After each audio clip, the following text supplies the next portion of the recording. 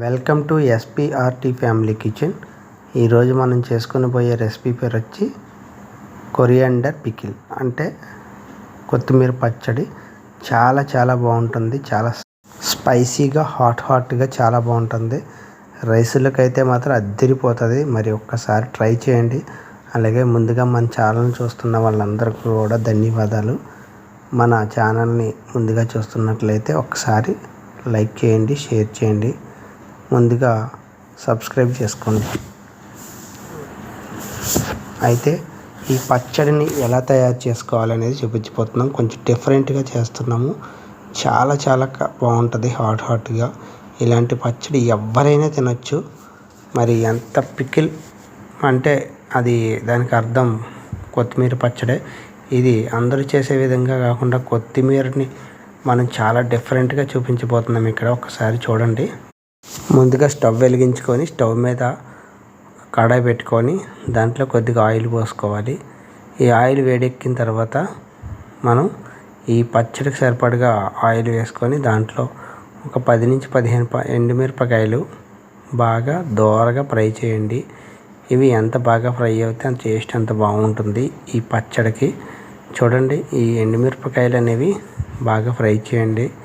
ఆ ఫ్రై చేసేటప్పుడు చాలా స్మెల్ వస్తుంది. వేడికి మరీ మాడిపోకుండా చూసుకున్న ఈ ఎండుమిరపకాయలన్నిటినీ కూడా ఒక మిక్సీ జార్లో తీసేసుకొని ఇదే ఆయిల్లో మరి కొద్దిగా ఆయిల్ వేసుకొని 1 టేబుల్ స్పూన్ లేదా 2 టేబుల్ స్పూన్లు ఆయిల్ వేసుకోవాలి.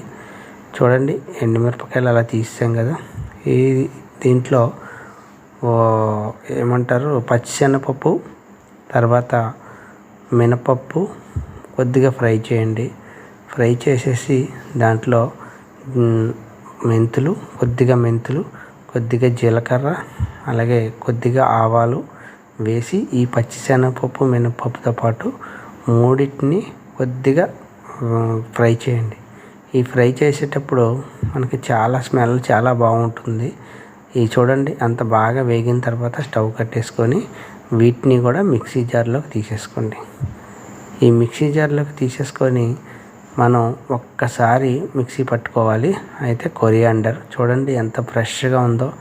ఈ కొత్తిమీరని మనం వేళ్ళతో పాటు శుభ్రం చేసేసుకున్నాం. కటింగ్ అంటే చేయలేదు. చాలా బాగుంటుంది.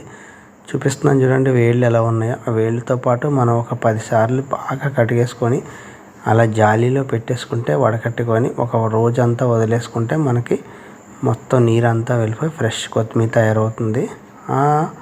తయారైతే మనం ఇందాక వేపుకున్నాం కదా, అదే ప్యాన్లో 2 టేబుల్ స్పూన్ల ఆయిల్ వేసి ఆ ఆయిల్ కొద్దిగా వేడైన తర్వాత మనం ముందుగా శుభ్రం వడకట్టుకున్న ఈ కొత్తిమీరని అందులో జాయిగా దించితే అది మంచి సౌండ్, అరోమా కూడా చాలా బాగుంటుంది. పచ్చివాసన పోయేలా వేపండి కొత్తిమీర పచ్చివాసన పోయింది అంటే మనకి పచ్చడి అంతా కూడా తయారైపోయినట్టు. చాలా బాగుంటుంది.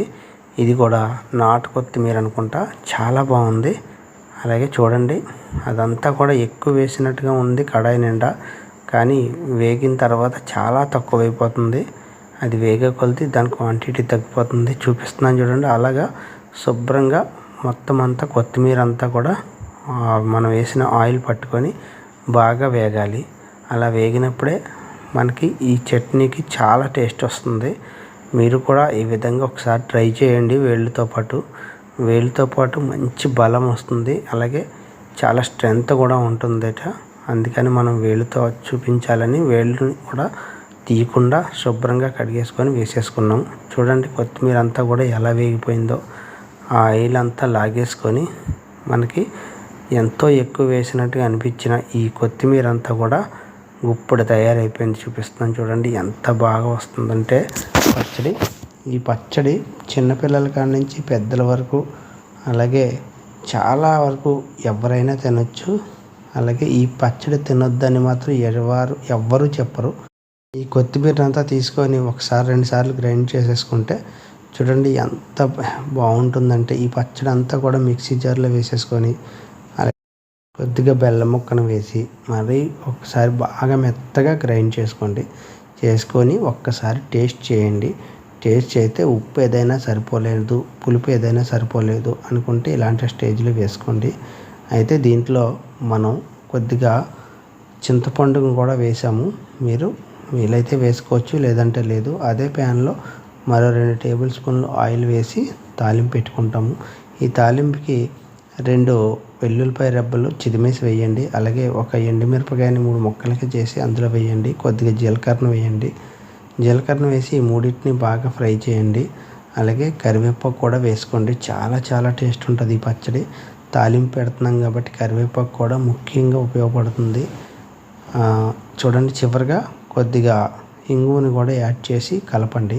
ఈ ఇంగువ మూడింటిని కూడా బాగా ఇంగ్రీడియంట్స్ బాగా వేగిన తర్వాత స్టవ్ కట్టేసుకొని ఒక 2 నిమిషాలు చల్లారనివ్వండి పోపు.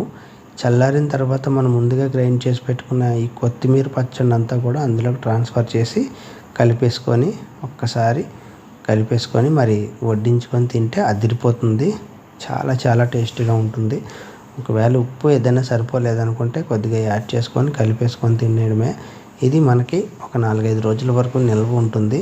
మనం ఫ్రిడ్జ్లో స్టోర్ చేసుకొని మనకు కావాల్సినప్పుడల్లా తీసుకొని సర్వ్ చేసుకొని తినచ్చు. ఇది పెరుగన్నంలో కూడా చాలా బాగుంటుందండి నంచుకోవడానికి. అంతేనండి, ఎంతో స్పైసీగా ఉండే కొత్తిమీర పచ్చడి తయారైపోయింది. మరి మీరు కూడా తయారు చేస్తారని ఆశిస్తున్నాను. ఒకసారి ట్రై చేయండి. Thank you.